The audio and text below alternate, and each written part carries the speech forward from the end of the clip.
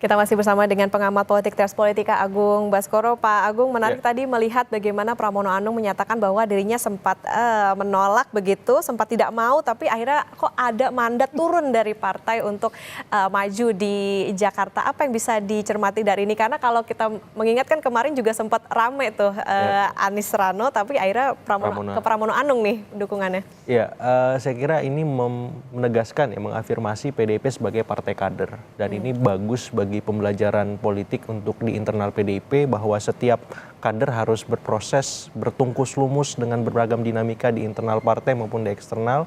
Supaya apa? Supaya partai bisa memberikan penugasan-penugasan yang strategis, yang optimal untuk memperkuat branding partai yang memang sebagai partai kader.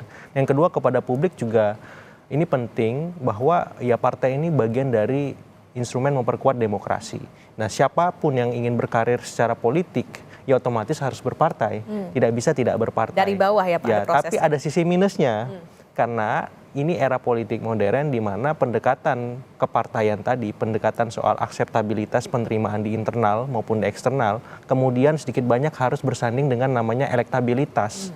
Itu penting dalam konteks demokrasi modern. Karena ujungnya di pilkada ini bukan hanya logika partai, tapi ada logika-logika elektoral yang harus dimenangkan, dan itu menjawab ya keresahan dan aspirasi publik juga di saat yang sama. Nah, bagaimana kemudian ke depan PDIP bisa menyeimbangkan pendulum bandul ini antara nalar kepartaian dengan nalar eksternal, yakni publik dan nafas elektoral tadi. Supaya apa?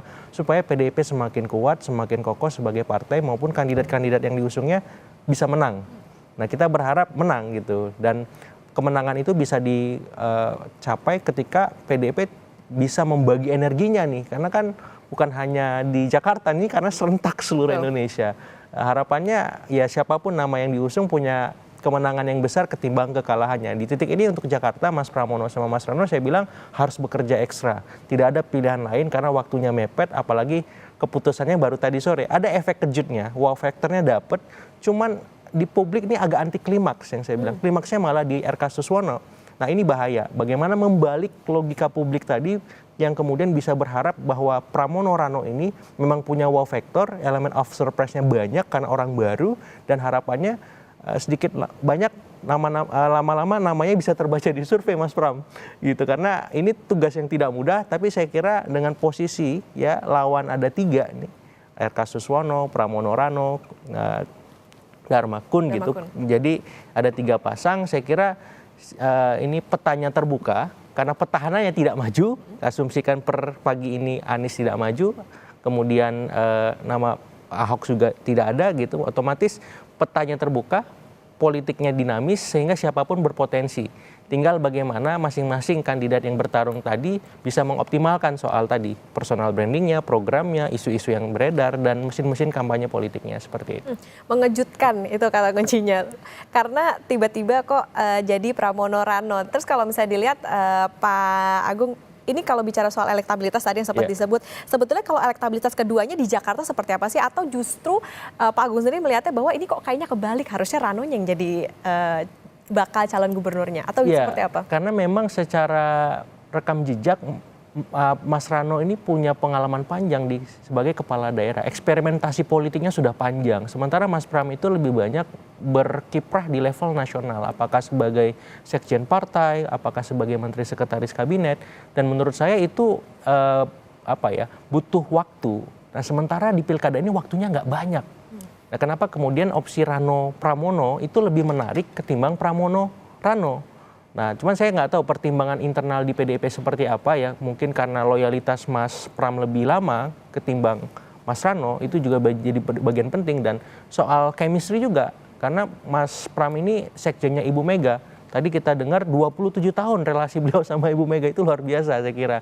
Hampir 3 dekade. Nah, sementara mungkin Mas Rano tidak sedekat itu dengan Ibu Mega. Jadi pertimbangannya akhirnya jatuh kepada Mas Pramono, karena beliau membawa wajah partai ya di internal maupun di eksternal, dan sedikit banyak beliau juga bisa menjadi dalam tanda petik ya komunikator yang selama ini menjembatani antara kepentingan PDIP dengan istana, apakah istana Merdeka ataupun istana Hambalang. Nah saya kira di belakang panggung itu ada banyak cerita yang beredar, tapi yang jelas Mas Pram lah yang paling tepat untuk Jakarta sementara ini, seperti itu. Oke, 2 bulan ada masa kampanye, kira-kira kalau dilihat cukup nggak sih ini untuk tadi membangun chemistry, kemudian juga turun ke masyarakat melihat apa sebetulnya problem masyarakat terutama di Jakarta? Ya, untuk konteks Jakarta saya kira masih bisa, masih mungkin ya, karena tadi ya kecepatan informasi, kecepatan timeline itu kan per detik ya Mbak Okta. Jadi saya juga kadang lengonya, wah ini kedipan mata udah berubah lagi nih timelinenya di Twitter, di X sorry ya, di Instagram, di TikTok bahkan. Jadi saya kira itu yang bisa mengeksponensial kecepatan dari kampanyenya Pramono Rano supaya apa? Supaya bisa mengejar RK Suswono ini.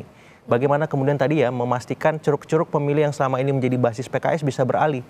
Jakarta Timur, Jakarta kemudian Selatan, Jakarta Pusat, ya karena PDIP-nya sementara ini unggul di Jakarta Utara dan Jakarta Barat. Nah, jadi bagaimana memperluas ceruk itu supaya apa? Supaya kans menangnya Pramono Rano ini membesar, ya dan RK mendapat lawan yang sepadan bersama tadi ya Kundarma seperti itu, sehingga ini menjadi pertarungan yang menarik dan kompetitif dan harapannya ke depan memang saya ingin lebih substantif lagi. Dalam soal visi misi, gagasan dan seterusnya. Jangan sampai ada hal-hal yang kita hindari soal-soal politik identitas, soal-soal primordialisme yang kemarin mengemuka di 2017.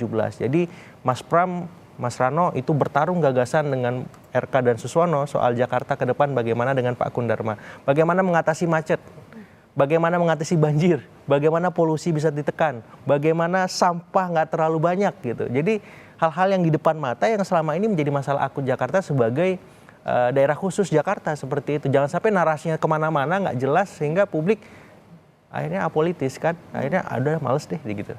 Oke, kalau dilihat Pak Agung dari beberapa yang sudah menjabat sebagai gubernur, kemudian juga tentu pertarungan visi misi ini penting gitu untuk bakal calon gubernur dan juga ke gubernur. Tapi ketokohan seperti apa sih sebetulnya yang dibutuhkan terutama di Jakarta ini? Kalau melihat dari sosok-sosok yang sekarang maju, misalnya Pramono Anung maupun juga Rano Karno ataupun juga Darmakun. Iya, pertimbangan yang paling utama kan kita lihat tren pemilih ya. Hari ini ada pemilih milenial maupun Gen Z yang cukup mendominasi sehingga mau tidak mau kandidat harus memahami mindset dan cara mereka berperilaku ya, milenial dan Gen Z ini itu satu. Yang kedua, demografi pemilih di Jakarta ini juga didominasi pemilih-pemilih Islam perkotaan, kemudian kelas menengah terdidik dan secara ekonomi relatif lebih baik dibanding provinsi-provinsi lain.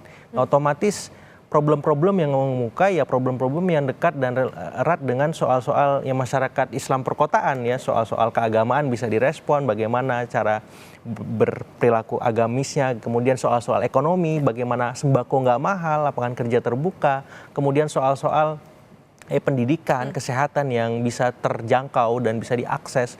Nah saya kira kalau arahannya ke sana, para kandidat ini saya kira punya arahan yang lebih konkret untuk bisa memenangkan pertarungan seperti itu. Baik, tentu kita akan nantikan seperti apa kontestasi di Jakarta maupun juga di wilayah lain dalam Pilkada serentak 2024 yang semakin seru karena ada satu yang mungkin koalisinya makin gendut, ada juga yang satu PDIP, begitu nanti kita akan lihat bagaimana. Terima kasih pengamat politik Trans Politika Pak Agung Baskoro sudah bersama di Breaking News Kompas TV.